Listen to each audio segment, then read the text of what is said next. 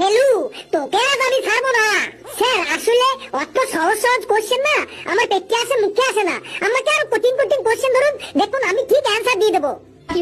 বেশ ফেলু, তুই যখন এত কঠিন কঠিন কোশ্চেনের অ্যান্সার দিতে পারিস, তাহলে তুই বল পয়লা বৈশাখ আর 1 জানুয়ারির মধ্যে পার্থক্য কি? স্যার ইংরেজিতে বলবো পয়লা বৈশাখ আর 1 জানুয়ারির মধ্যে পার্থক্য কি?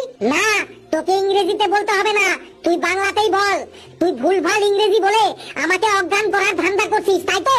তুই বাংলাতেই বল পয়লা বৈশাখ আর 1 জানুয়ারির মধ্যে পার্থক্য কি? স্যার পয়লা বৈশাখ আর 1 জানুয়ারির মধ্যে পার্থক্য বলছি স্যার।